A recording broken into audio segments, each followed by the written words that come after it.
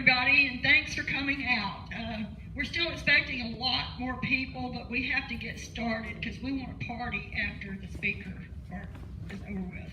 As Ron said, I'm Teresa Yarbrough, the founder and director of the Georgia Cannabis Industry Alliance. We've been here 8 months, and as Ron stated, this is where we started with our first event.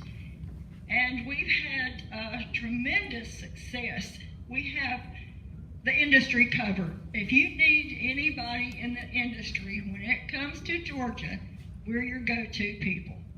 We've got everybody from the people who drive the nails to the people who grow the pot, sell the seeds, whatever you need. So we're going to start tonight off with a guy I met. He's only 17 years old. And I went to visit his dad because he had volunteered to give me some things I needed for the Georgia Care Project. And we were, of course, all conversations go to marijuana or cannabis. And Damien stepped up behind his dad and he said to me, "Well, Miss Yarbrough, don't you think that if we provided more health care and less pharmaceutical drugs, there wouldn't be as many drug users?" And it just clicked with me. And since then, we have developed Damien. He is a member of the Safe America Foundation and a writer for Vox magazine. And he's here to talk to you tonight. So Damon, would you come on up?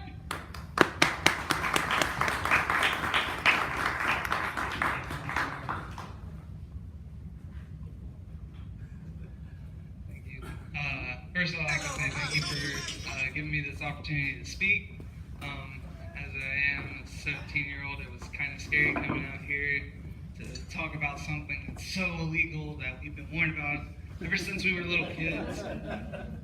But it's okay. I got over my fear and I realized something. We live in a time where the DARE program isn't really a thing anymore. And really, attitudes are starting to change towards cannabis in a way people didn't really expect. Teachers are starting to become more lenient on their students when they realize it's allergy season, and sometimes they realize their classroom is a little bit calmer those days, so they're not going to say anything. But honestly, the mood is changing about it, and it really makes me wonder why a single plant makes someone go to jail for a very long time. And it's like, we don't even really know what the laws are as kids, because there are federal laws and local ordinances and everything in between. And so sometimes to make the difference between the two, or between all of them really, it's very difficult for us. So oftentimes we get confused as to what's legal and what's not, and sometimes people get in trouble for that. And should that really be the case? I mean, how many of you are even confused as to what laws actually apply to you in your local areas versus over the state and the federal? I mean, I'm sure I'm not alone in that, right? How many of you are confused as to whether your local ordinances and your federal ordinances and all that stuff? Yeah, okay, I'm not the only one. So, that shouldn't be the case though. There should be everybody should be able to sit in their own vine and fig tree and not have to worry about the feds coming in and busting them for something that they grow in their backyard. Amen. Why? Why? Tell me. I mean, I could grow tomatoes in my backyard and probably make a similar amount of money, but it'd take a lot more work.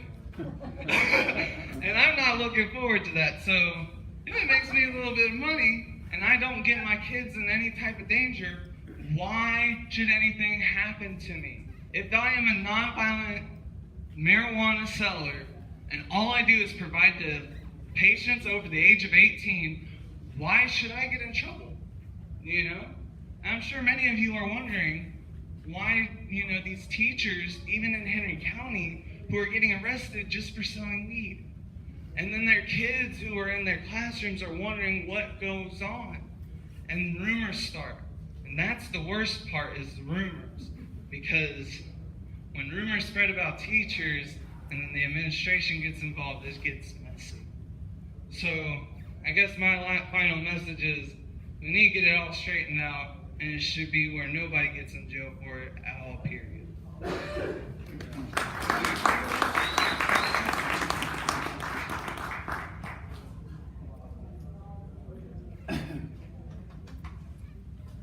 Damian Olinger.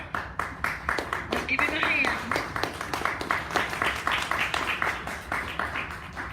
Okay, our next speaker, I met on Facebook like I have so many other people. I mean, that's today's Dairy King or Dairy Queen hangout, you know, is Facebook.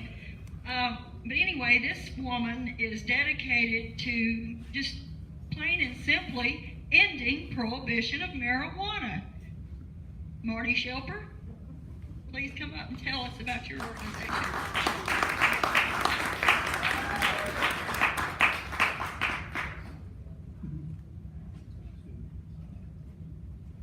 Just want to thank Teresa for planning this event, and it's just, I mean, could this venue be any better? It's just a beautiful place. But my name is Marty Shelper. I am the president of the Alabama Republicans Against Marijuana Prohibition. And as you said, we believe in ending prohibition, no baby steps. For 82 years of cannabis has been prohibited, and I don't know about y'all, but I learned to walk a long time ago. But I'm just so glad to be here. I know the cannabis advocacy movement is somewhat new to me, 6.5 years. My sister died of chemotherapy poisoning. I have been a cannabis user since 1975. That's 44 years. I'm 59. And I really did not know anything about the medicinal qualities of cannabis. But when my sister died, I had been hearing, you know, that her life might have been saved with cannabis oil, full extract of cannabis oil. And I really didn't know anything about it, but I dug deep. And if you've lost anybody to any kind of disease or illness that you know that cannabis would have helped them, once you find that out and you realize the state that we're in with all the different states having different laws, you're just ready for it to end, because every day somebody dies, every day somebody suffers, every day a veteran commits suicide, and when you know that there's an answer and a solution to that, you're tired of baby steps. So can I hear everybody say, end prohibition now? End prohibition now! One more time. End prohibition now! Right now. So via Facebook, when I met, come on Teresa, I'm almost finished, but via Facebook, when I met her and I realized that she had the same motivation that I did, and I encountered so many other cannabis advocates that thought, you know, baby steps are okay, you've got to go to your legislator, you've got to beg them. I'm on ice with my state legislators. They don't want to have anything to do with me. I mean, I've made myself perfectly clear, and I just move on to somebody else once they put me on ice. So thank you so much for letting me talk tonight. If anybody is interested in the Republicans Against Marijuana Prohibition, we do need a chapter here in the state. I am a libertarian, but I am the president of the Alabama Cannabis Grant. And I've been somebody's motioning for me back here. If anybody wants to know what the tiara is about, I moved to Alabama 8 years ago. I was out of the closet with my cannabis advocacy, and in a small, rural Alabama town where everybody knows you and the sheriff knows you, that's a big deal. And I think it was last summer, Stephanie, was it last summer? He started calling me the pot princess. So tonight, in honor of my local sheriff, who stopped and got me a tiara, I'm going to start wearing it around town. So thank you very much. And it's just great being in a room with other cannabis advocates. Thank you. Thank you so much, Marty. Appreciate you being here. Well, I didn't know we were going to have a princess here tonight, but, you know, that's all good. Our next guest speaker is a young man I met. We go back a little ways, and he was another young man that impressed me with his intelligence and his passion for this issue. And he's also one of those IT guys, so if any of you people need some IT, whatever it's called, IT tech, I'm old school, so I have trouble with a cell phone. But anyway, Ayman Hassan another marijuana advocate in Georgia.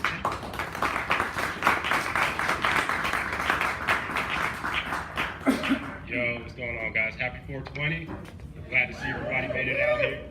You know, I see everybody with the, hazy bloodshot eyes, so I see you guys too. So yeah, my name is Eamon, and I'm part of the Happy Campus organization. So we're a media publication, so what we do is we publish cannabis news and information in the industry about what's going on. Not just here in Georgia, but pretty much on a global level. So, me and my business partners, we specialize in content, whether it's video, photography, branding, so on and so forth. What we really want to do is get the community together and get more people involved. So, I just love seeing that, so many people out here, but I want to take it to the next level. I want to get it to the point of where, okay, we're actually all cannabis experts. We're not just cannabis advocates. So, we're just trying to get more people involved, and if you guys would like to get involved, and particularly with the Happy Campers, and not just with the Happy Campers, but also start your own media company, then, reach out to me. You can go to the website, thehappycampers.com, or email me, just find me however you guys want to. And we're not really part of any type of political organization, but we all consume cannabis, whether it's recreational or medicinal, so we all have one thing in common. So that's what we're trying to do, is just bridge that gap and just get everybody on the next level as far as the cannabis industry goes. So I don't really have too much more to say, but you guys are more than welcome to walk up to me. By the way, my name is Eamon, again, like amen, so it's kind of like a prayer, so y'all can find me pretty easily. But I just want to say thank you to Teresa for bringing me out here, and looking forward to connecting with everybody.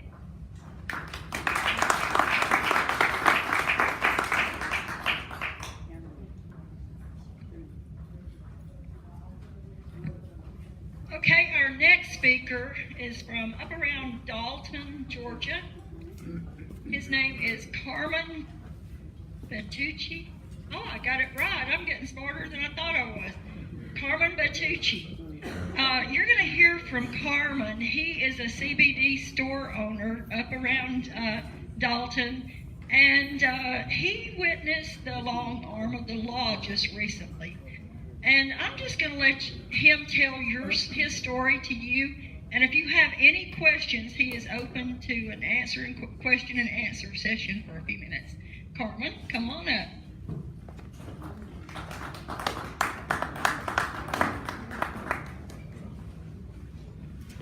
Thank you for the warm reception. I appreciate it. My name is Carmen Bertucci. I'm the owner of a company called CCC Flavors in Dalton.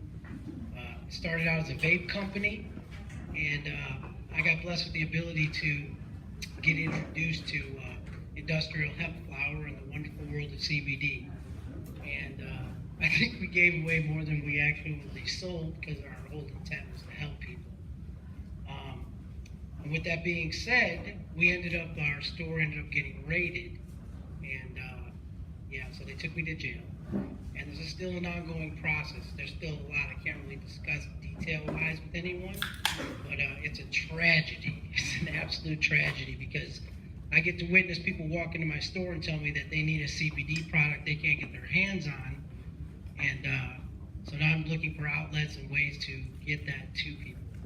So again, my name is Carmen. If you have any questions about CBD or products you may have, I'd like to speak to you. Thank you so much.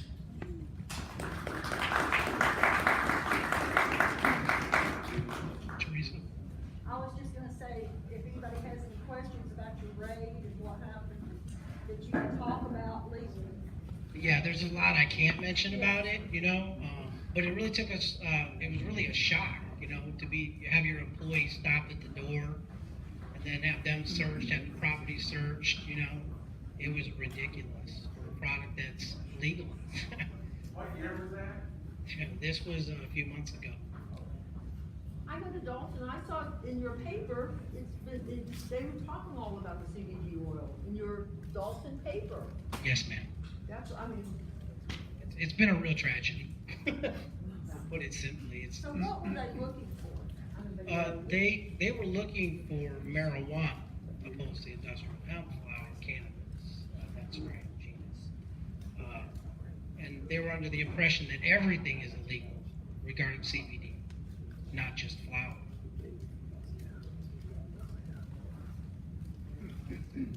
questions for me?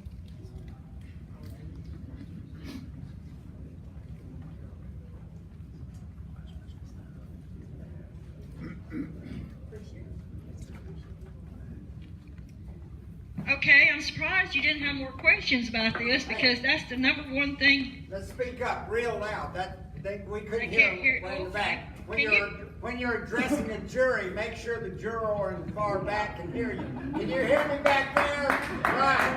Can you hear me?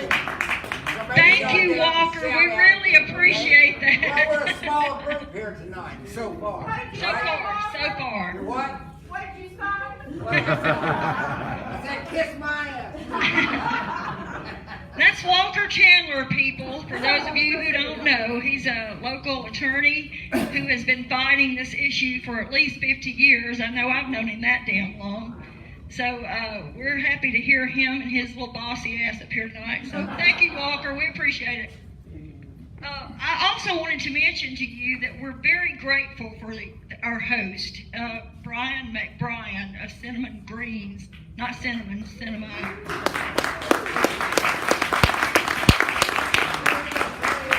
So we would love for Brian to come up here and bring his California bud up here and talk to you. And the California bud. My California vibe. Welcome to Cinema Greens. We're a plant rental, fabrication. We do museum quality plants. That's what got us kind of introduced to Teresa. A lot of the silk plants that we build for films are complete handmade. Every single leaf is hand glued. The buds are done by multiple layers of different mosses and glues. We use tiny, like fragmented glitter that we'll add to these things with a resin to kind of give them that like perfect grow. So that was a great introduction to Teresa. And then the Cannabis Museum. If you haven't been to Vegas yet to see Cannabis, you'll absolutely love it. We have 8-foot huggable buds represented on our shirts back there. Adam's back there ready to sell you a t-shirt at any time. So anyway, welcome to our East Point facility. We also have a location in Hampton. That's 14,000 square foot of greenhouse space. We have a lot of Jurassic Park plants, Ant-Man, American Made, Stranger Things, all kinds of stuff that kind of bounces around the town and ends up in TV shows, etc. But we're doing pop-up plant sales there as well. I think April 11th, or coming up May 11th. We've got another pop-up plant sale, so you guys should come out, and we do a ton of stuff. Ficus liratas are really popular, pottery, but this whole area gets kind of repurposed, and we'll clear it back and just have plants and racks and stuff everywhere. So it's kind of fun. You'll see a little riot as people almost attack each other for plants. But welcome. Thank you so much. That's about all I have to say to you guys. I want to say welcome here and enjoy and have some beers, have some food, and let's hear what everybody else has to say and do a little networking and partying and enjoying 420. So enjoy.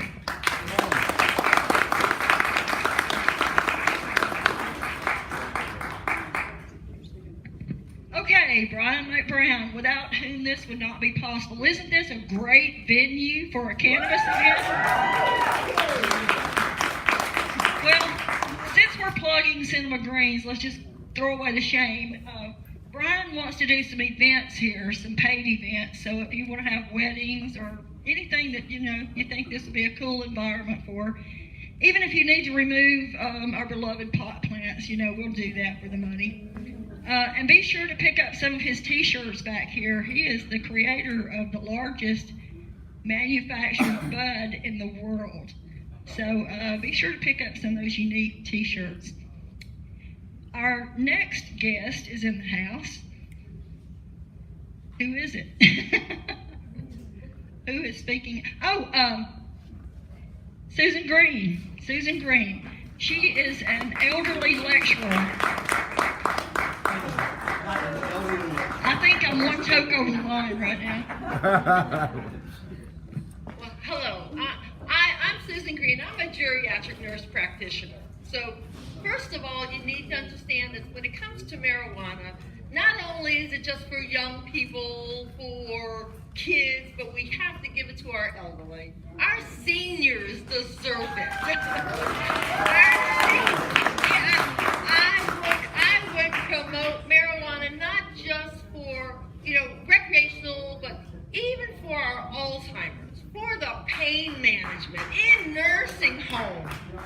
And I am truly a proponent for it. I do psychiatry, so I am definitely crazy. And I go to nursing homes, and I think it is that important. And I'm only hoping that we can get in the state of Georgia nurse practitioners on a registry, because doctors don't want to do it. They just don't want to. So if we can get nurse practitioners on a registry, we can make this go wild.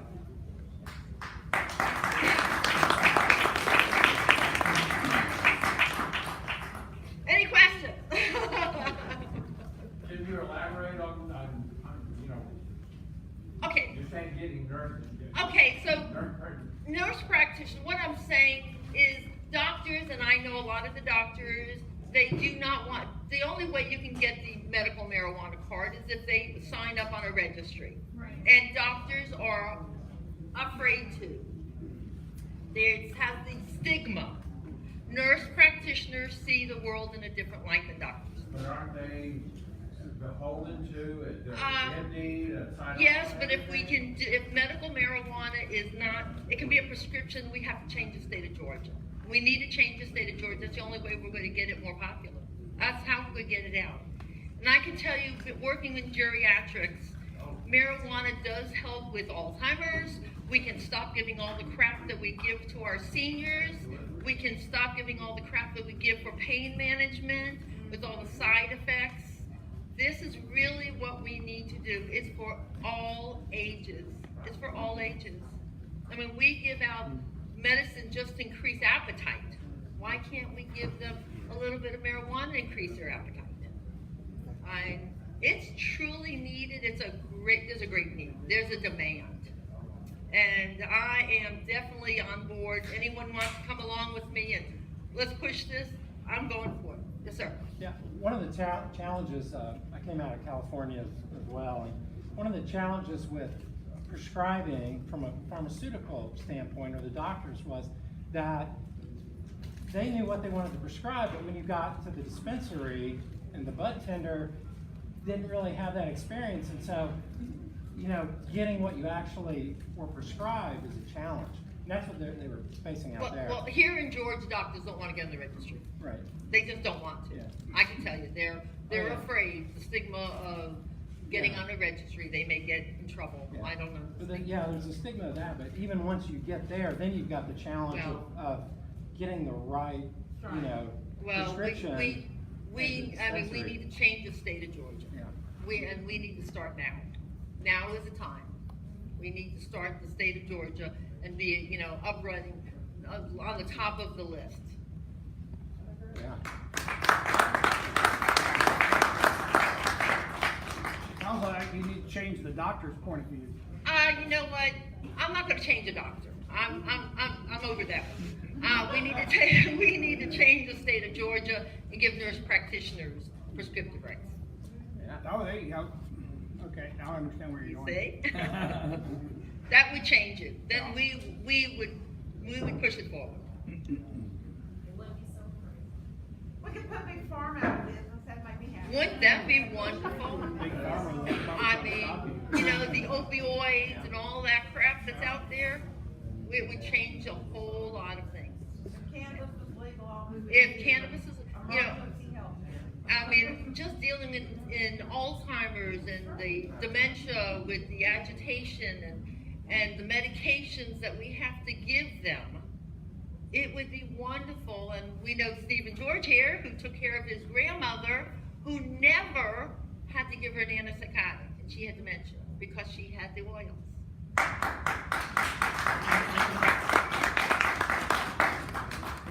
So that's what we need, again, for everybody, all from kids to the young people to elderly to seniors to the baby boomers. We need it now.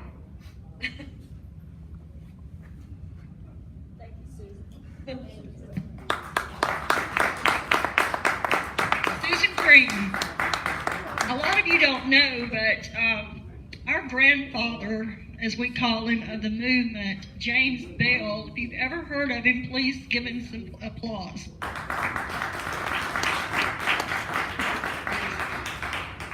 James Bell founded an organization in 2012, the Georgia Care Project.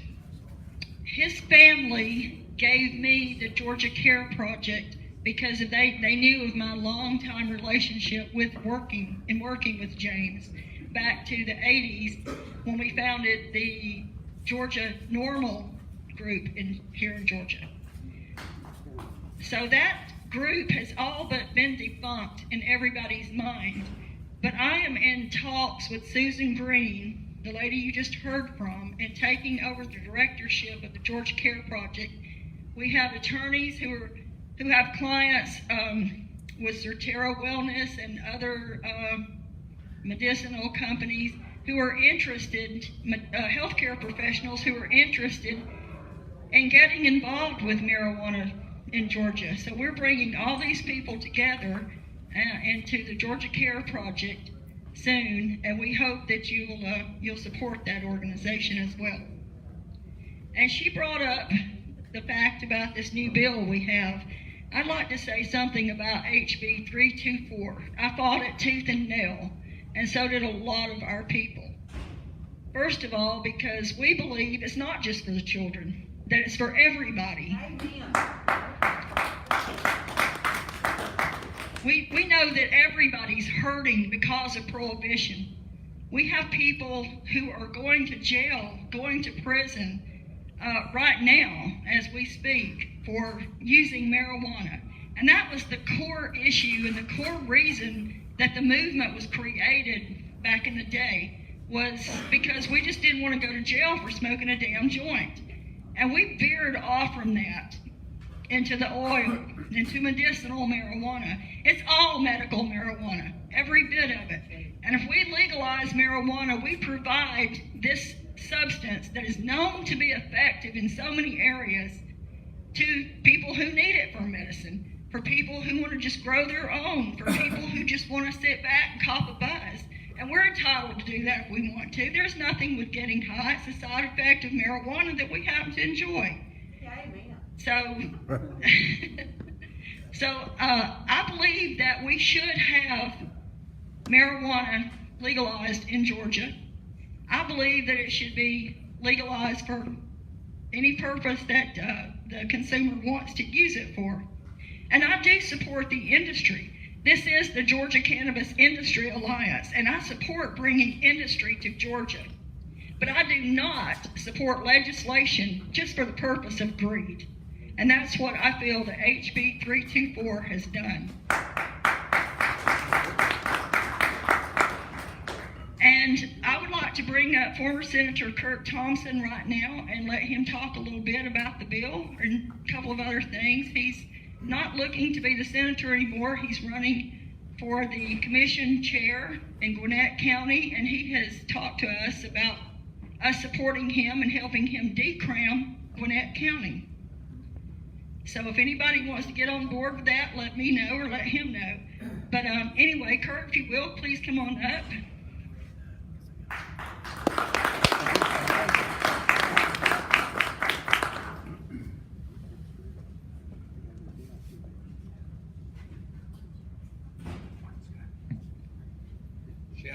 She put me on the spot, and indeed I didn't expect to speak. But then if you ask a politician to speak, no politician ever says, "Oh no, don't let me speak." I served 16 years in the Georgia legislature, first in the Senate, and then first in the State House, 14 in the State Senate, and in 2015 was the first state legislator to introduce a full medical marijuana bill, and the first state legislator to introduce a full retail bill, to have a referendum to go to a Colorado-style system along with the enabling legislation. It's unfortunate that we're talking about, let me back up. I'm a Georgia native, raised here, from Gwinnett County. I was actually born in DeKalb, in Decatur, but that's just because that's where the hospital was, but spent all of my life in Gwinnett County. And you know, we can look at this, and I understand there are folks that do think that the recently passed bill is, you know, much ado about nothing, or as we say in the South, putting lipstick on a pig and various other things. You know, I've always been a glass half full person. The glass is either half full or glass is either half empty. So one of the things that I will say to y'all is that, you know, politics is, and I give this analogy in a lot of speeches about a lot of things, but politics is a football game that never ends. And so we just have to keep coming back every year. And you have to keep your eyes on the prize as to what you're really looking for. When I first introduced the bill in 2015, I was the only sponsor. It was me. And I was a Democrat in Gwinnett County. And so they assumed that I just decided I was wanting to commit political suicide. And it didn't happen. And when I left in 2019, it was actually the position of the Democratic Party to, and every Democratic state legislator had signed on, in the legislature had signed on the full medical bill, which is similar to a California or what California had, or an Arizona style medical. And we had 9 co-sponsors on the full retail bill. And I know that 9 is not 29, if anyone knows what the majority is to pass a bill in the state Senate, but we had made that much progress in 3 years. And so for those that have asked me, like when we were talking, you know, is Georgia going to be able to do it? Yes. Is it going to be able to do it in one fell swoop? No. We're going to have to keep our eyes on that prize and keep moving and keep advocating, and don't get, you know, sidetracked down, I guess, rabbit holes, as they would say. And I'm not, you know, I did not, when I first ran for office, I didn't run on the cannabis issue. It was actually a constituent of mine, a woman by the name of Corey Lowe. Some folks may know her or not. But she had come to me because her child had a seizure disorder. And so I wasn't an advocate on this issue. I had hippie parents, so I was not ignorant of the issue. But I was not, that was not the reason that I ran, but I got involved. And I learned, and I said it's going to take a while. California was the first state in the country in 1979 to pass medicinal marijuana. It was 2018 before they went to retail. You know, I hope that we get there a lot faster than that. But it will take us all staying in the fight for that. And so you can't sort of give up. And then don't let a big news conference where people celebrate doing, you know, much ado about nothing. And it's not much ado about nothing. If you need CBD oil, if you want to grow CBD oil, you know, if you want to grow the industrial hemp or the male plant to create the higher potency, the CBD oil, if your child needs that or if you need that, that's great. It's just that that's not, you know, declare victory and get out. The struggle, you know, hashtag the struggle continues, as they say. And so I hope that we all stay in this. And yes, this is a time to celebrate. It's also a time to remember that this is, that it's not over and that it's not going to be over until we get where we need to go. And that's, you know, and I decided to leave the legislature. I'm running for county commission chair to work on a decriminalization ordinance because it just, like everybody else, you get tired of banging your head against a wall, and I can count to 3 fast. It's a county commission of 5, so I can count to 3 faster than I can 29 and 91 and get a governor to sign it. And I know that we're going to be working on a decrim ordinance in Gwinnett County if I'm elected in 2020, or when I'm elected in 2020. I encourage y'all to go to kurtforgwinnett.com if y'all want to sign up to help. You can't run a grassroots campaign without a grassroots, no pun intended. And that means folks who are willing to host meetings in their homes if they happen to live in Gwinnett County, folks who are willing to canvass, folks that are willing to knock on doors, folks that are willing to contribute money, because you don't have literature if you don't have for folks to give out at that canvassing operation and things like that. So I do appreciate that. But mostly I thank y'all, and I hope that y'all will just, you know, keep focused, don't get discouraged because a bill that didn't go far enough got passed. Remember, no means begin again at a higher level, so just keep coming back every year and we will get there. And it may mean going to your county also, or your city, and saying, can y'all decriminalize? If Gwinnett decriminalizes, that's 10% of the state's population lives in that one county, 980,000 people. So that's, think of that. Think of the message that sends. And once you do that in one county and they see that the sky doesn't fall, then you can move that forward. And that matters for folks whether they're needing it for medicinal purposes or from a civil justice standpoint, where in our county jail you've got 40% of the jail population in the Gwinnett County Jail is misdemeanor marijuana prosecutions. Oh yes. 40%. It fluctuates between 37 and 43% depending on the given day. How are they gonna pay for their jail when they decriminalize it? I mean, we'll find something, I'm sure, but actually the jail. That's the big issue. No, the jail's paid for. I will say that the jail's paid for. We were lucky in that. But here's the other rub. 80% of that 40% are African American. You cannot tell me that 80% of the weed smokers in my county are African American. It doesn't. There are actually studies. Weed is weirdly normative across all race, color, creed, gender, sexual orientation, rural, urban. It is a weird. It is unlike my personal favorite, which is single malt Scotch. No offense to y'all, which is a bit more expensive, depending on which single malt Scotch you're talking about. But it's fairly normative across the entire population. And so there's no reason for that to be happening but the whole, I guess, possession while brown issue. If you talk about driving while brown or this or that and the other thing. So there's a whole host of these issues. I'm running for county commission chair because I know that I can make a bigger difference there, but we need to be looking at every level, whether that's the federal level, asking our U.S. congresspersons, whoever's running for U.S. Senate next year, because we will have a U.S. Senate race, rescheduling the drug. You've got the former Libertarian candidate for governor in the back. I'm not trying to plug him or out him, but he was back there earlier. Mr. Wetz is back there somewhere. But anyway, if you're wanting to reschedule it, those are the folks to talk to. If you're wanting to decriminalize it, it's folks at these county level. And then if you're wanting a full retail system, talk to your state rep and your state senator. And if they won't listen to you, then go get another one. It's that simple, but we've got to get active. And so thank you for having me.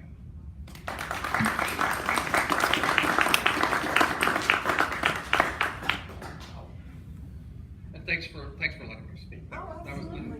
I've sort of got the speech down, but I definitely was a little bit unexpected. Thank you so much. You're a politician. You've had the speech down. Thank you, Kurt, so much. So there you go.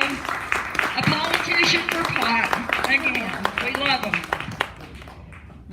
Speaking about this bill, HB 324, they've got, how many licenses are going to be issued? 6 total? 2 tiers? Yep. Okay. They have not decided how many store or retail locations they'll let that be out there yet. Okay, so we don't know about the dispensaries. There's still a lot to work out in this bill, but look, we have people in this room that can finance your business plan if you have one to be a cultivator in Georgia, and we want you to go for those licenses. Each and every person in this room has something they can contribute to the cannabis industry, even if you're the nail driver. You don't ever have to touch the pot to be part of the marijuana industry. And it is coming, so we want everybody in this room to be prepared. If you've got a good business plan and you want one of those cultivation licenses, let us know. We might be able to get that money for you. So go after those licenses. We want you to be part of this industry.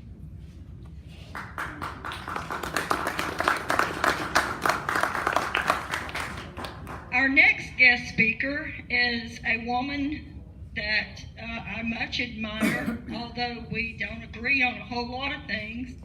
We do agree on this issue, and she is the new co-chair of the Libertarian Party. And I want you to give a hand to Dr. Laura Williams.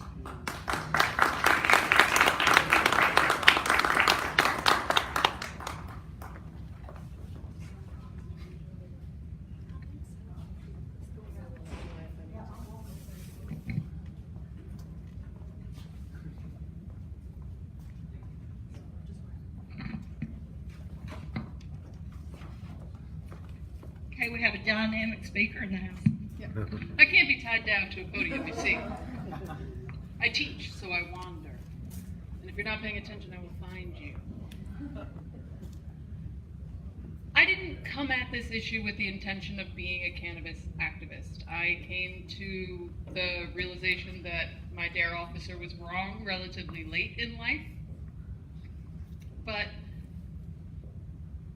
I choose to come at the issue from the position of a non-smoker, of a non-user, of a sort of dubious cannabis skeptic. Because it shouldn't matter. It doesn't matter if you fully understand how the chemistry works in the healthcare field for you to know that a senior citizen who finds a way to manage their pain without an overdose risk and without organ damage should not be searched in their hospital room, should not be jailed for finding a medicine that works for them.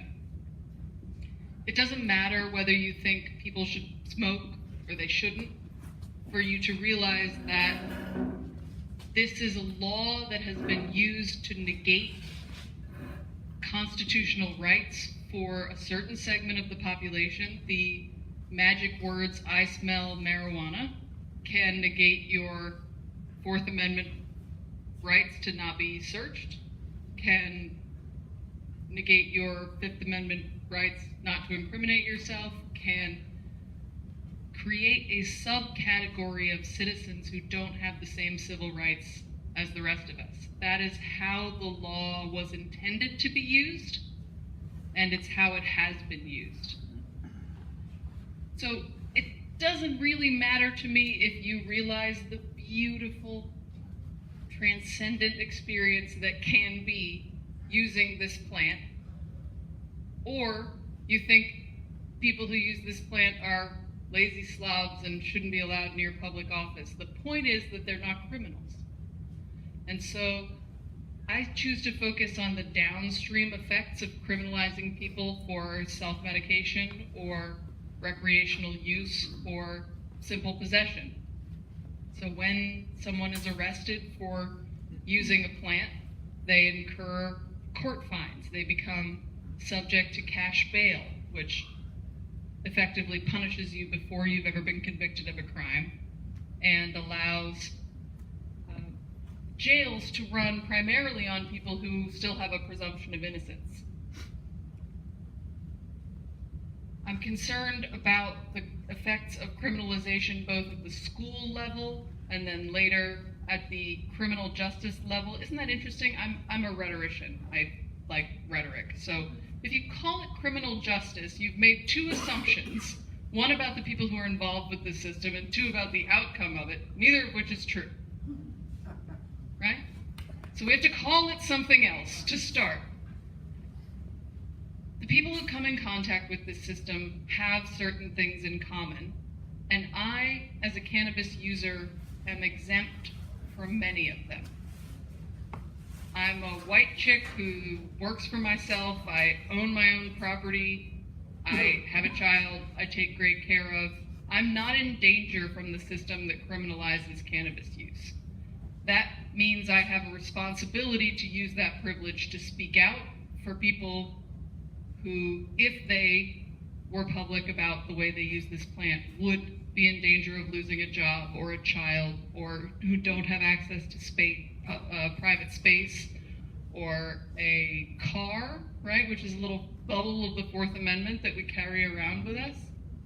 So if you're walking in the street, you're subject to a whole different kind of justice.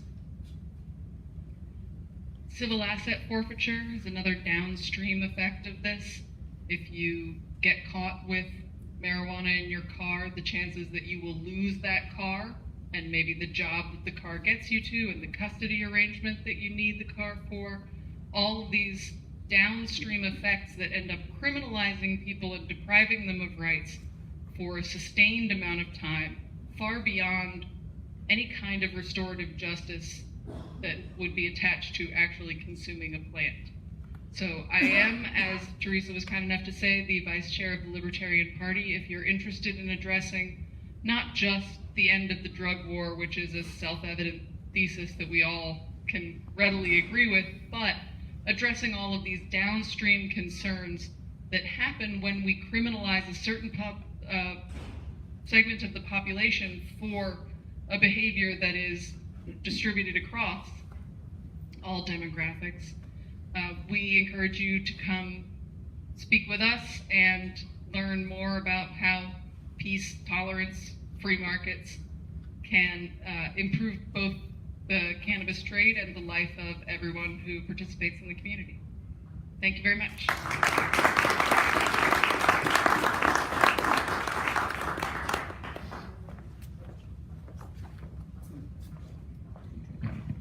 I believe that Dr. Laura should run for our state governor on the Libertarian ticket. I've told her husband Ryan this on several occasions. I think she's would make a great candidate. But you know, this organization, we've got a 2019 PR campaign put together that's pretty radical, and we believe will be very effective. And we're recruiting the people we need to help push this agenda with us. But we need money to make this operation work. We so far are self-funding, but we have had some great supporters come forward and some sponsors. And without these people, we just couldn't make it happen. Some of us have dreams and visions and long-term goals that we share with other people, but we can't make these things happen alone. It takes more people who have the ability to make those dreams and visions become a reality. And that's what the Georgia Cannabis Industry Alliance is about. Aligning with the right people that share the same dream, working together as one group to bring about an end to prohibition in Georgia. And we didn't charge you to hear our speakers tonight, and we didn't charge you for this fabulous building because we want to spread this information freely. But we would like to ask for donations if you can afford them. If not, we still love you. Our next speaker is, and you've already heard from him, he didn't wait for an invitation, local attorney Walker Chandler, and he's going to talk to you tonight and give you a lot of information. Walker? Thank you. I probably won't use this. I'm a big believer in not using a microphone, but if you get to where you can't hear me in the back, just scream or something like that. Teresa talked about us coming up with some kind of a lawsuit, and that's where we first started. We're talking, and so we're all lawyers and activists are always looking for some kind of a silver bullet to kill this damn werewolf that was invented in about the 1930s. Okay, and it's been kept, and so it was invented by ignorant, liquor-swilling white men who didn't know what the hell they were doing and didn't care either. That's what I say in court. I go to court all the time arguing about how, well, frankly, we can all be happy because, in a sense, the war's over. It's won. But the dinosaur in Georgia does not know it's dead yet. Okay?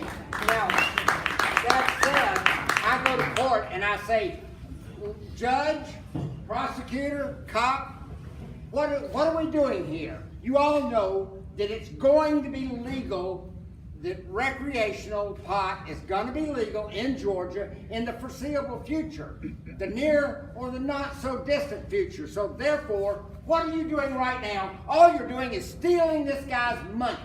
That's all you're doing. And they know it. They know that's true. Okay? And that's the kind of argument that every lawyer in every pot case should make. Every time.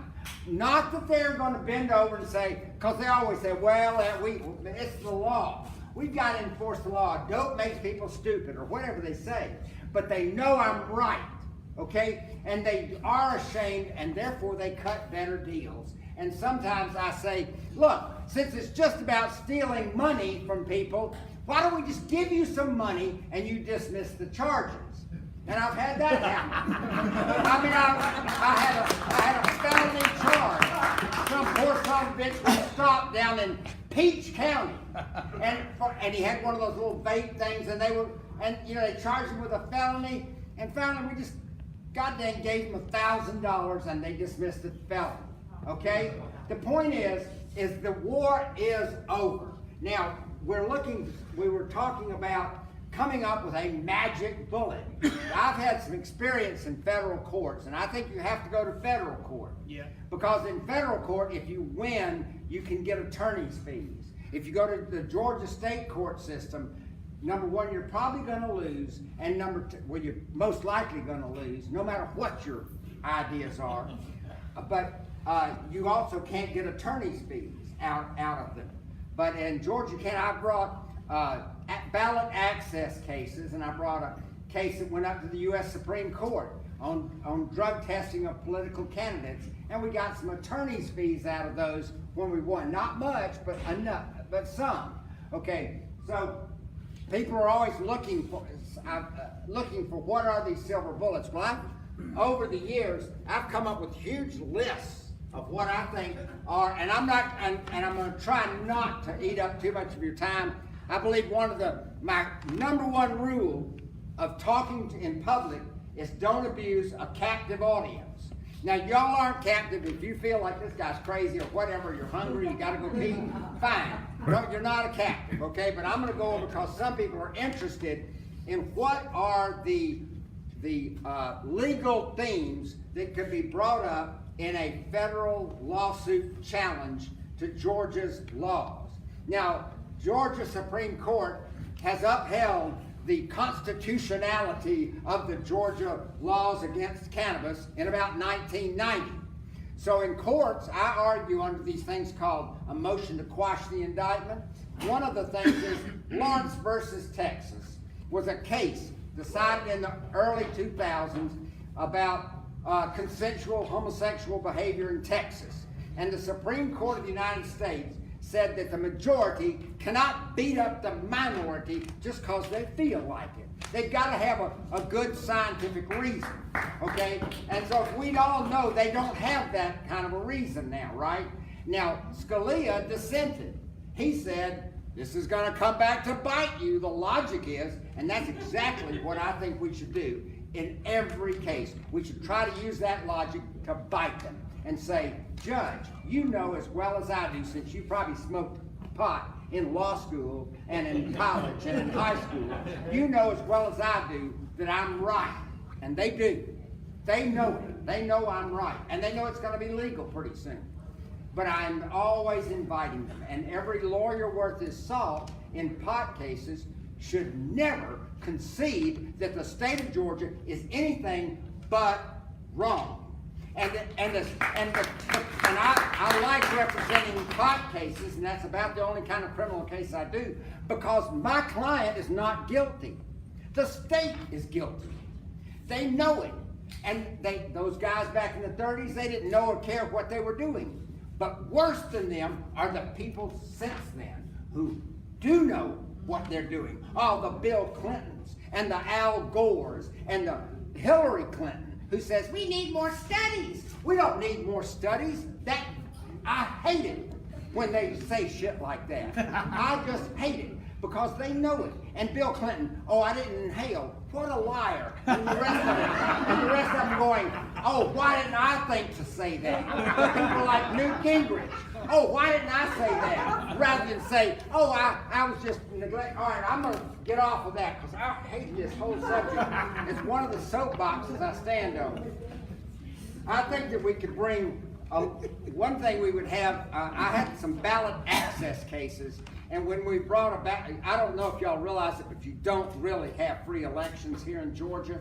You might not be aware of that, but you would be aware of it if you decided, for example, to run as a libertarian or an independent for Congress, okay? For Congress or some local election.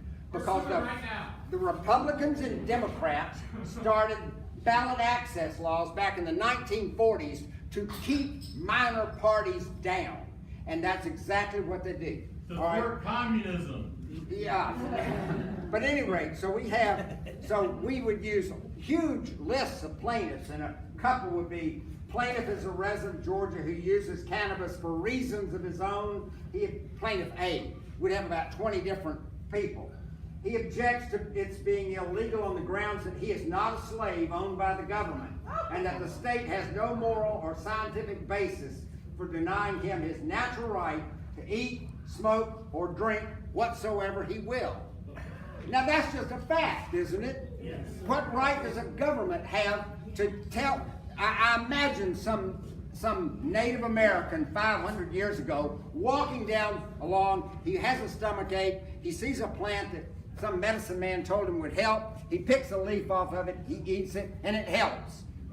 And now he picks a leaf off of it, and as he eats it, he's arrested. I mean, it's ridiculous. But at any rate, so we would have a whole list of plaintiffs. Some of them would be commercial people. They say, I'm in the business, and I'm in Colorado, and I want to open a business in Georgia, or I want to transship things through Georgia, and so forth. So, but then we say, what are the legal bases? We'd have all these people. Legal theories would include the 13th Amendment of the U.S. Constitution, which is a prohibition against involuntary servitude. The 14th Amendment, or the Privileges and Immunities Clause. Under natural law theory, you have a right to self-defense. And so if the government, for example, takes away your ability to bear arms, well, isn't your right to self-defense greatly jeopardized? Anyway, I could go on about all these subjects, and I'll try not to, because you are kind of a captive audience. The 14th Amendment's Equal Protection and Due Process Clause. We don't have due process in Georgia if we don't get to vote on it, do we? They talked about the consent of the governed. You've all heard that phrase, the consent of the governed. When did we ever consent to the laws against cannabis? When have we ever been allowed to even consent to that? And the answer, they don't put it, the General Assembly has an easy out right now. They could allow there to be a constitutional amendment that just took the words marijuana, cannabis, and all that out of the Constitution and laws of Georgia. They could do it right now. And that's, Kurt mentioned something about we need to ride their asses, every one of them, and we need to make sure the Republicans understand that they are going to lose elections, a lot of them, if they don't get on the bandwagon. And of course, I'm not a Democrat. I'm a libertarian. And the Democrats, you see them now, they're coming out for legalization. Where were they 10 years ago? Where were they 20 years ago? Where 30 years ago? All the Bill Clintons and the Obamas and all that, they just let it go. Let hundreds of thousands of people suffer because they didn't want to lose any elections. And that's just morally reprehensible. Anyway, I go on. The Interstate Commerce Clause is impacted by Georgia's cannabis laws. The First Amendment, freedom of religion. Second Amendment, right to bear arms. See, you try to do multiple counts in one of these things so that you might not win on this one, but boy, you're sure right on that one, young man. I think of myself as a young man. The Eighth Amendment, excessive fines, cruel and unusual punishments. You know there has been an anti-forfeiture case recently that has said that exact thing. It's ruled in that favor, excessive fines, right? Clarence Thomas is probably the best freedom-loving Supreme Court justice we have. I mean, you can think about it any way you want. A lot of people don't like him because they've read stuff, but you need to read his opinions and not the opinions of those who dislike him. The 10th Amendment, you're all aware that the 10th Amendment reads, powers not delegated to the United States by the Constitution nor prohibited it by the states are reserved to the states respectively or to the people. People, we did not grant our rights against self-medication to the federal government at any point. And we never granted that natural right to the state of Georgia either, did we? No, we have a right of self-medication, even if we're taking the wrong medication, right? The Fifth Amendment's the right against self-incrimination. That's already been mentioned. The Ninth Amendment, it's the enumeration in the Constitution of certain rights shall not be construed to deny or disparage others retained by the people. Now, one of those retained by the people is the right to self-defense, the right to self-medication, and so forth. Okay, the right to believe what you want to believe and pray the way you want to pray, and so forth. Okay, Georgia law has a lot of constitutional things in it that I'm not going to go through, but we would add those and say that those are things. The social status of the citizen shall never be the subject of legislation. Well, isn't that exactly what the cannabis laws have done? That's paragraph 25 of Georgia's Bill of Rights. Like I say, lawyers and other activists spend a lot of time looking for those silver bullets that will kill the werewolf. I've been doing it for 40 or 50 years, but now, like I say, the war actually is over. And so all I'm trying to do is just give the judges the excuse to say, yeah, right, okay, you win, Walker, we dismiss the case, right? But at any rate, Does that set as precedent? do what? Does that go in as precedent? It would if it was done. No, it wouldn't. Not if a superior court, where I was appearing before it, ruled in my favor, the state would probably appeal it, would they not? And then it would go to the Supreme Court of Georgia. And one of the things we need to do is get things like this before the Supreme Court of Georgia. Get them up there time after time. It's like hitting your head against a brick wall. But look at gay marriage. That's a real good example. Who would have ever thought 20, 30 years ago that would have dissolved, right? But it has it not? And a lot of times the state, you win a case and the state won't appeal it because they're afraid they'll lose it on appeal, and that will set a precedent if it gets up to the higher court. Paragraph 29 of Georgia's Bill of Rights is my favorite. It says the enumeration of rights herein contained as a part of this Constitution shall not be construed to deny to the people any inherent rights they may have hitherto enjoyed.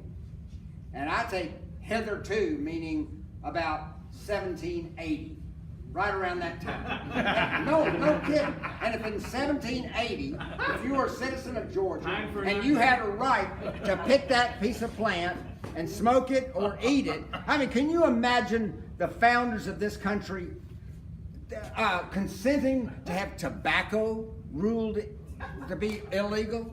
Or cannabis, that was a common medication used in the medical practice for thousands of years? Or opium, for that matter, right? Or a magic mushroom or peyote or something of that nature. For them to say, wait a minute, heck no, or be disarmed, right? They wouldn't have done that. So the rights hitherto enjoyed, okay? Now there are other things and non-legal arguments. The biggest non-legal argument to bring is that it's going to be legal whenever the Republicans finally decide that they're going to lose so many elections that they say, oh, okay, we'll make it legal then. Because they don't care. Generally speaking, there's only one thing that people, Republicans or Democrats, care about, and that's re-election. Power. Re-election. So they can have power for whatever purpose. They only want re-election. So as soon as that's endangered, they'll change it. Adolf Hitler said, you can't argue logic with a parliamentarian. They're not concerned with that, only with re-election. So if you want something to get done, you start a mass movement. Well, guess what? That's what we have. It's a mass movement, and we have won. The people of the United States now, at about a rate of 66% at least, of voters want it to be legal. So we have won. Thank you very much. And if we bring a lawsuit, thank Teresa.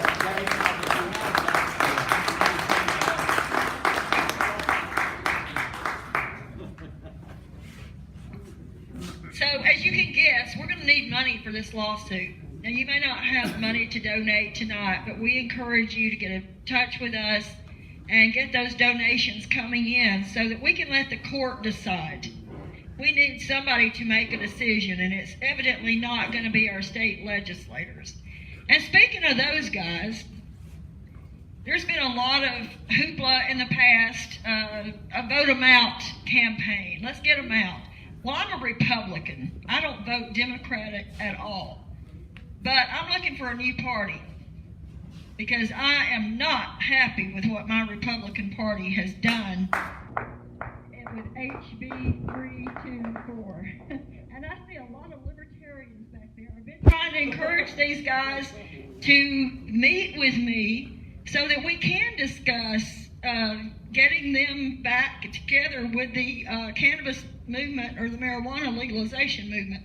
So, Lori, I saw you dancing back there, so I take it that you're going to take me up on this offer to let's meet, greet, and eat, and talk. So, but anyway, we're going to stage a massive vote 'em out campaign this year. And we're going to start with the damn Republicans. We're going to try to get these people out of there. I'm not going to vote for a Democrat either, but we're going to start with the Republican Party because they have promised us, they have tricked us, they have said this and said that, and I campaigned for Kemp, but I let him know that I wouldn't be there when he goes up for re-election. So if any of you guys want to get involved, we're going to make a format that we're going to share with each district. We need people to represent each district. And you just follow the lead. Everything will be uniform in each district. And we want to vote these rascals out of office and put in candidates that will put us back in the conversation.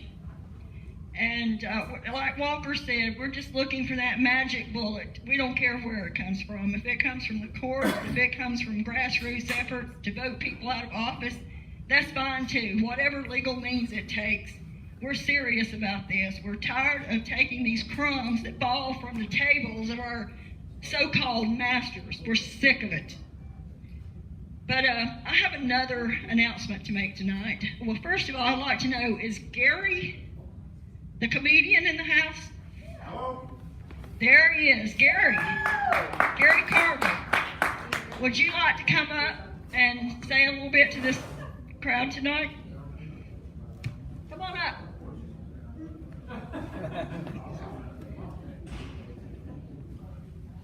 How y'all, man? I'm ready to die. Well, okay, y'all give him a hand. Gary Carver. I'm good on here.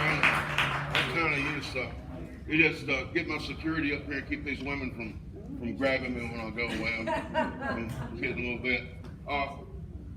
I am just blown away. I mean, the lady in the back asked me, was I performing tonight? And the answer is no.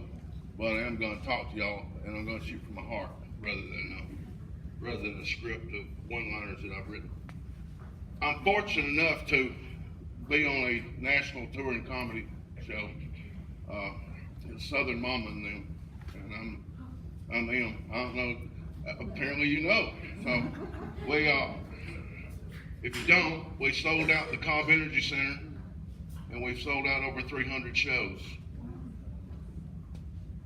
Not nationwide because we hadn't been any further than Fort Worth, but we have been to Connecticut and New Jersey, and the people receive us well. I'm blown away by the attorney. Sir, I'm sorry I don't know your name, but I damn sure going to for tonight. So, but I'm moved. I've always been a libertarian at heart, but I'm like y'all. I have to vote where I think my vote does the best good. And if I see a libertarian versus somebody else, I'll vote for the libertarian. When it comes to other things, I have to vote where I think it is, and I'd love to see the Libertarian Party take off and be a factor in this. I want to tell you how we did it. How we went. I had a little comedy show over in Anniston, Alabama, on Noble Street there. And I hired a guy to help me named Darren Knight. And it was a free show. The bar gave us money. And we'd come over to Atlanta, and I'd work open mics and find people I thought was funny. and then I'd bring them over and put them around us so nobody knows we wasn't that funny. And it worked. Now we've turned that into, I don't think anybody's got a hotter comedy tour than we do. And we've only been doing it 3 years. I wish I'd started when I was young. I do have my staff with me tonight. Kirby's in the back. It's my son. He's an aspiring background actor and musician and writer. And I have my sister with me, Carolyn the Baptist.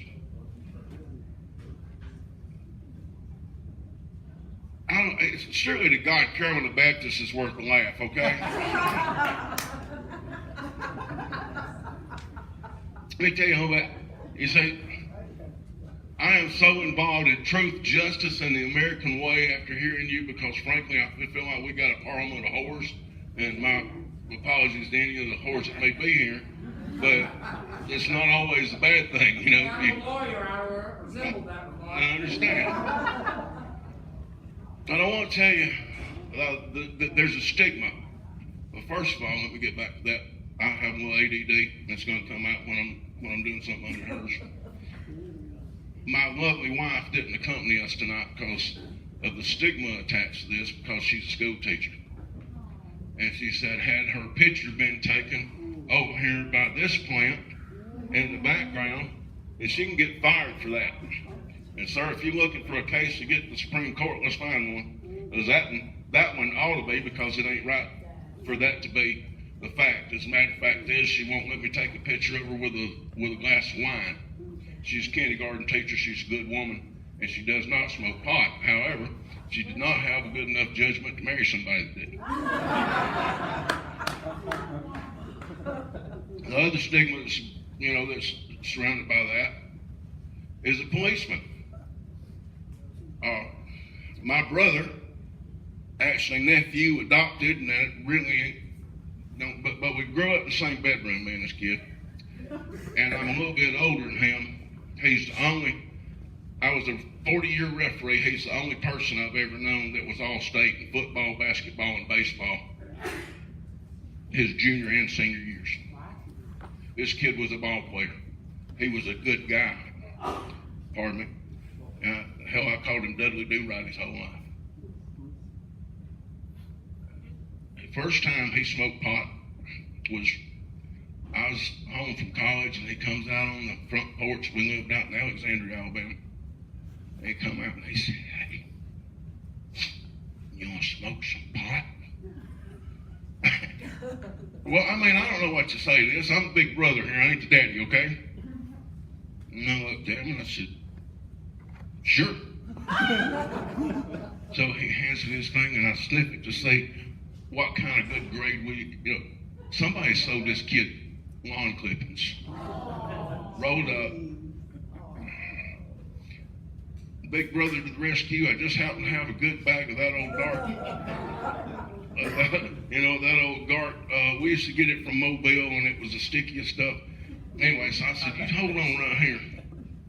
So I went in there, and I got one twisted up, and I come back out and we smoked that pot. He's 14, and I know it's too young. And I guess the statute of limitations is over for that, I hope. But anyway, so we get back and we smoke that pot. He sat there, and of course we get hungry. And we took my mom's station wagon, the 76 Impala, and the only place to get food this time of night was Jacksonville, Alabama. He would go on to play football there. He was a good athlete, but I had to mess with him a little bit when we was going. So we were riding, and I was on the radio. I did play-by-play baseball. Yeah, thought I was pretty cute, so we going up there, and I'm driving down the road, and I start thinking about the NASCAR boys that we used to listen to them on the radio. And I was saying stuff like, "There's Gary Carter with the 76 Chevrolet. They're coming through the travel 185 miles an hour. How in the world do they hold on to that automobile? They're when you see other people like this. Because I think everybody should do that for you the first time you get high. Just take you on a little mind trip. And I was having a little fun with it, but I knew I went too far because, like I said, the kid's a good athlete. And we get up to the place, and I said, "You can't go in because you can't control yourself." you have to stay here. I'm going to run right in, get chicken, and be right out. And I didn't leave the keys because I didn't trust him not to decide he needed to go somewhere and see if he could outrun 185 through the trail. So we went. When I came back out, this shy kid, humble kid, was leaning out the window telling the damn Jack State baseball team, which had just got back from a road trip, that he could strike every damn one of them out. He didn't smoke pot again until he got diagnosed with glioblastoma. Glioblastoma. My medical terms is a little. And I'm going in and I tell him, because that's the most aggressive form of brain cancer. And he's got 5 of them. And they can't operate. So I went in, I said, hey, Big Daddy, ready to do it again? He said, man, I can't do that. They'll put me in jail. I said, they won't put you in jail because they don't want your damn medical bills. Now, how about we fire this thing up and see what happens? Now, he's sitting when I walk in. He's sitting, and he looks like Stephen Hawking. He's in his chair, he can't move. He's leaned over, and there's food falling out of his mouth onto his shirt. I said, think of it this way, Kevin. You're in the 4th quarter. There's under 2 minutes to go. You ain't got no other option, but you gotta throw 4 bombs. And one of them hits, you in good business, you know? If we can just stop them things from growing, then we can stop. Because I want to tell you, the first time I heard about medical marijuana, I thought it was bullshit. Look, I love to get high as much as anybody else, but you telling me it can cure something, you can feel that good, and it cures cancer? Bullshit. Go sell that somewhere else. All right, so when he, I start smoking pot myself. Just one, it's quite the creative task when you're trying to make your living in front of 3,000 people a night. Seriously, we do that, man. Anyway, so he agrees to, and he gets it, and Kirby holds it up to his mouth, and he gets that thing, and he's looking, and he cuts his eyes over to Carolyn the Baptist because he can't believe he's smoking pot in front of her. And then I started making him laugh. I said, yeah, I bet my brother $500 I could get you to smoke pot in front of Carolyn.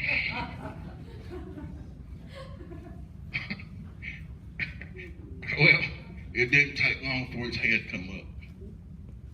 And it didn't take long for a smile to come back on his face. And in a few minutes, he lifted his hands up. We sat there and giggled, and we talked about old girlfriends and old dogs, and watermelon wine for about an hour. When he gets up, he said, I gotta pee. So we were all scrambling to get his little jar to pee in, and I said, now, he gets his cane, and he walks there. He says, hell, I'm going to pee like the rest of you.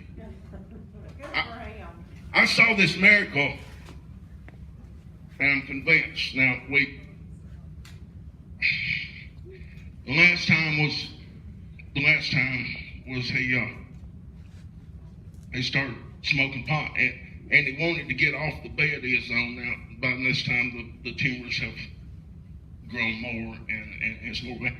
And the next time he wants to get off the bed, and there's an air mattress in the floor that he wants to get on and lay on that. Anybody that's ever been in a hospital bed for a while knows that thing kind of grows in your ass somehow or another. I don't know. Anyway, so yeah, what would get him up, me and Kirby couldn't hold him. Look, this is a big boy. He's 6'4", about 260. Okay? Well, we drop him kind of. We hurt him or nothing, but we drop him and couldn't figure out how to get him up. And I said, well, we got to let the air out of it, Kevin. And he laughed and said, that won't work. So we let the air out of it, and we pulled him up on it and then let the air out. It did work. These are fond memories because I was asked by, since he was a policeman, of course, every morning the fuzz come in. And we was starting by then. this time we're cooking marijuana with coconut oil, and we're rubbing it on his feet. I'm getting it in him any way I can. We're putting it on food if that's what he wants. We get it.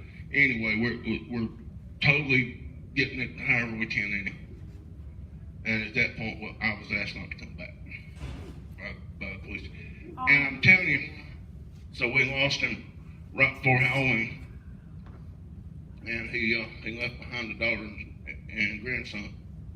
And this, I say this, I didn't come to make you cry. I come to let you know that there's good people that we're working for. And I couldn't be prouder to be around people that's fighting the good fight, because it ain't just about getting high, and I understand that now. I used to not understand it.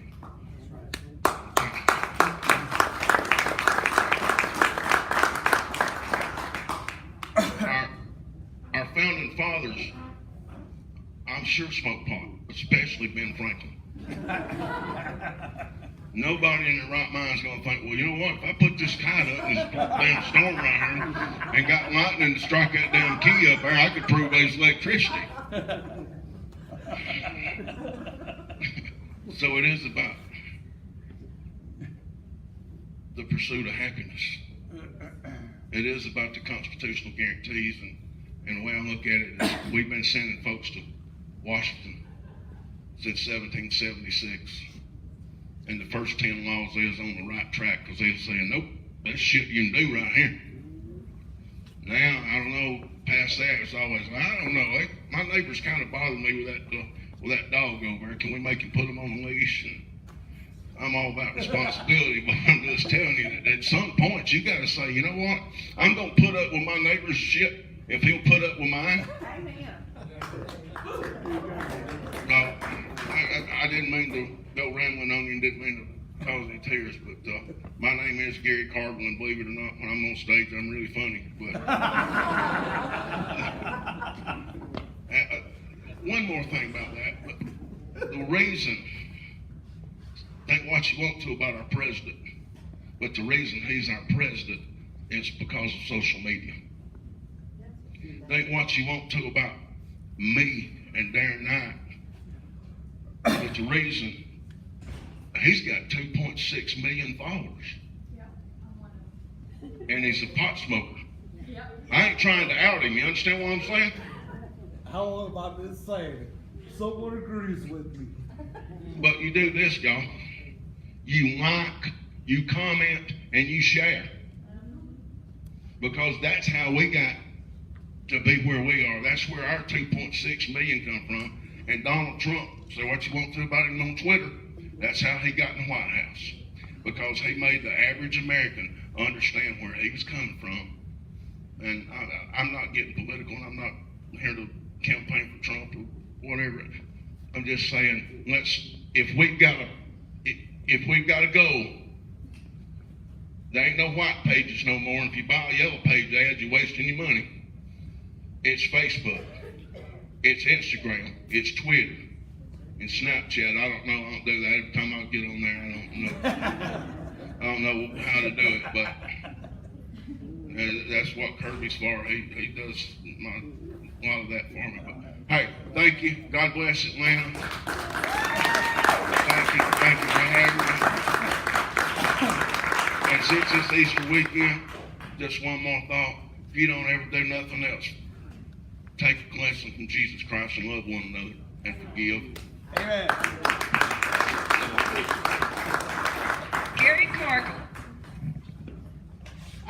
We have an unexpected guest here tonight, Stephen George with the American, help me out here, I forgot what Safe America Foundation. Yeah, and he's going to say a few words to you, and then we're going to bring on our last speaker, and then we're going to give away some stuff. And by the way, is the Blind Pig beverage people here? Okay. Well, all right, Stephen George, you've got the floor. Thank you, Teresa. Well, it sounds like we're ready to rumble. Well, first of all, let me tell you that I'm the Senior Research Fellow for the Safe America Foundation. Right now, I'm in charge of a human trafficking, a opioid, and a homeless and a veterans program. I have that ambulance you see outside. I'm giving people rides to safe refuge, their doctor's appointments, their wraparound services, forensic interviews, such as that. Going forward, I'm also a member of the Department of Behavioral Health, Developmental Disabilities Regional Advisory Council for Region 1. I'm in the Cobb County delegation. Each county gets one voting member for 50,000 people. If you want to get politically active, go to your Board of Commissioners, ask for an appointment. I'm trying to get some people in the movement appointed because I can promise you we got people there that hate us, okay? Now, having said that, I've heard a lot from the lawyer, heard a lot about other people, heard a lot from the legislators. I just wanted to share some information with everyone. It's called the Georgia Administrative Procedures Act. In the state code, there is a law that says that any law, decision, policy, or official action taken by the state of Georgia, any of its departments, or any local political jurisdictions, that in strict application of the law or the decision, it leads to unfair results or is not in the best interest of justice, you can ask for a waiver or a variance for that decision. Hint, hint, people that aren't covered under the cannabis oil symptoms right now, apply for the registry. We'll just use this as an example. You're denied. Now you ask for a waiver of a variance, which means an exception to the rule. They have 30 days to give you a decision. Now you have to go through all administrative procedures. At the end of that time, if they still refuse, at that time you can go to either the Superior Court in Fulton County or the Superior Court in your county of residence and ask for a de novo hearing, which is basically a mini trial, and have a Superior Court judge make a final determination of that action. Not even the lawyers know about this law. I haven't met one that knew about it anyway. But it is in the law, it's a real thing, and I will encourage everyone to be proactive. It's wonderful. I look out here in this room and I see a whole bunch of high-level Maslow hierarchy of needs people. We're all self-actualized. So with that being said, don't buy into learned helplessness. Be proactive. Just because someone says no, it's just a rule. It's an artificial rule at that. It's just like, someone putting a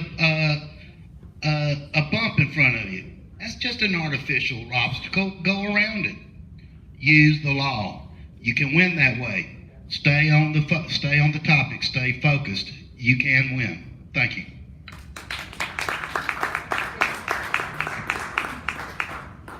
Stephen George called me and has been a great resource of information. He's got a bunch of degrees hanging on his wall, war veteran, but he's always there when I call him and I say, Stephen, I need to know about so-and-so, and he provides that information.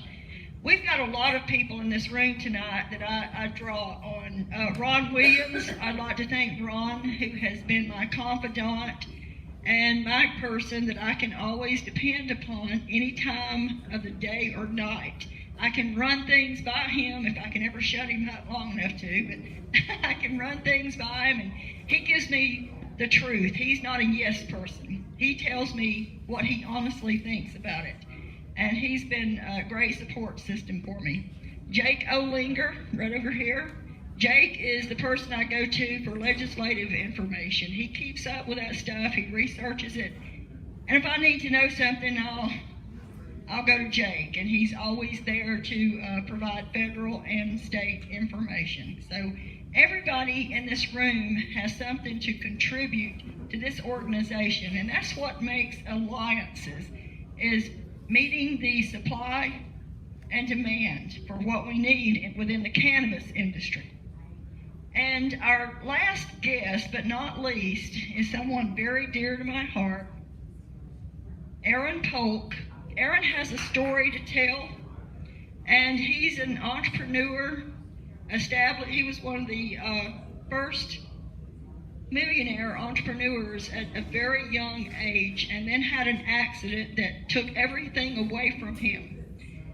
And his story is about how marijuana brought him back to where he was, and we're very proud of Aaron.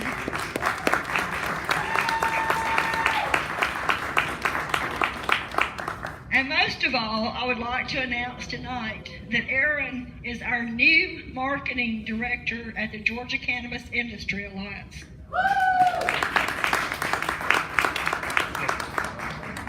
Thank you, Teresa. Oh my God. And Brian. All right, guys, so it is true, man. Like 11 years ago, I was on a family vacation, hot as fuck, stoned. My wife at the time was like, let's go out and get the water. Anyways, long story short, I go out in the water and I break my neck.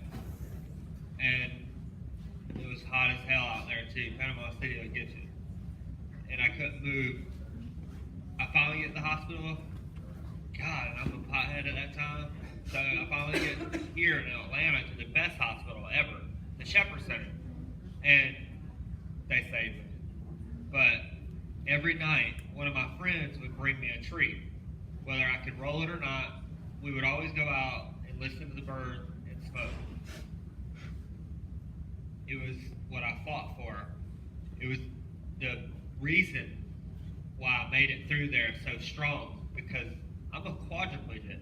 So I'm supposed to be in a power chair and not have the things that I do. But I got so high and I saw through it. It's like, oh, I know I can be better than that. You just have to make that choice. And you have to choose for yourself sometimes. Anyways, one day I couldn't smoke because I had to roll it with no hands.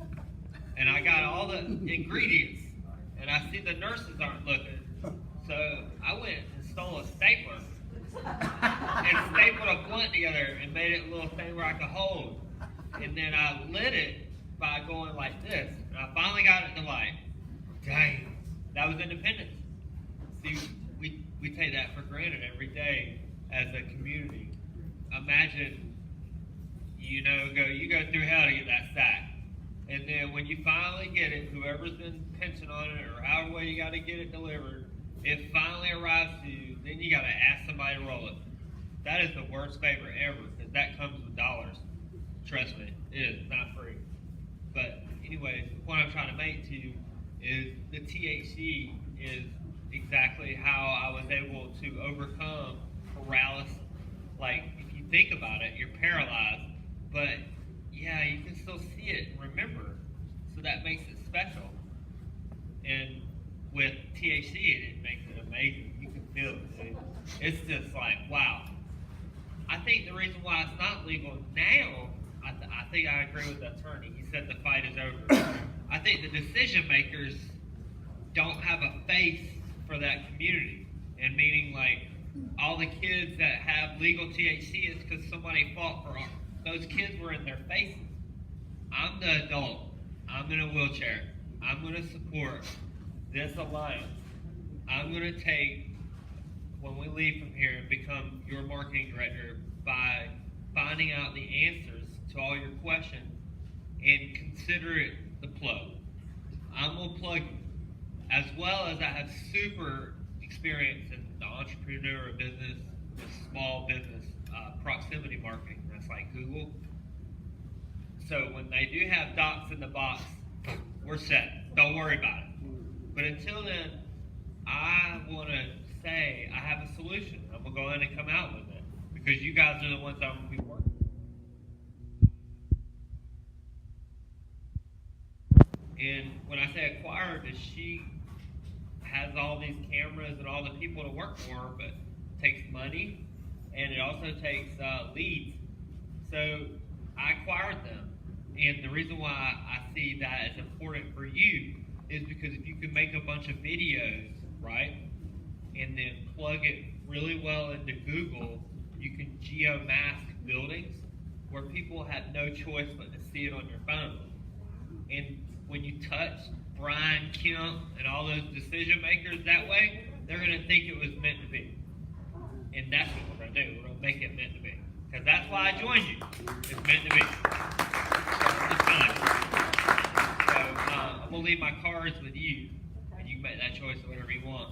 But I think you're going to find this very advantageous. So if you are part of the who's who, and you're a plug, and you know what I'm talking about, then yeah, you can keep quiet in here. But I want you to make sure you know Teresa, because I'm the one that's going to bring it to you. So she's got financing.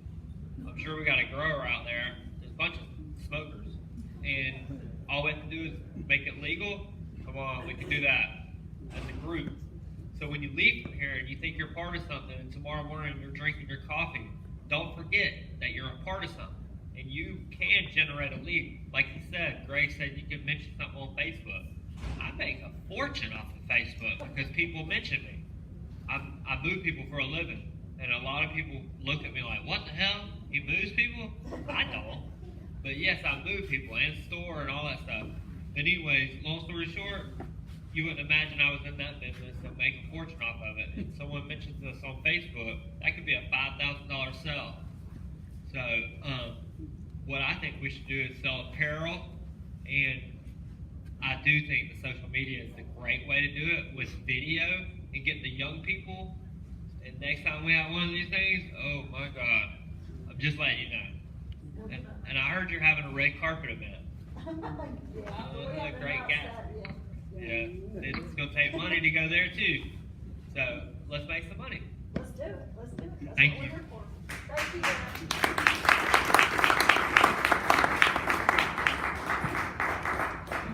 Aaron Polk, Marketing Manager for Georgia CIA. And Aaron's also looking at acquiring a cultivator license and has the money to do it. So those guys up there at that Capitol, they have a little bit of competition. That pretty much concludes it for our speakers tonight. Eamon, that's something I want you to talk with Aaron about too, is what he was talking about. But that concludes it for the speaker part of our program tonight. We're going to take a break before we give away some prizes and just get to know everybody, get those business cards out, rub elbows, get to know who's who. And if you want a cultivator's license, let us know. Get your business plan together, and we've got the money to finance it if you've got the good business plan. So we appreciate each and every one of you coming out here tonight, and we'd like for you to join our efforts. So, party time.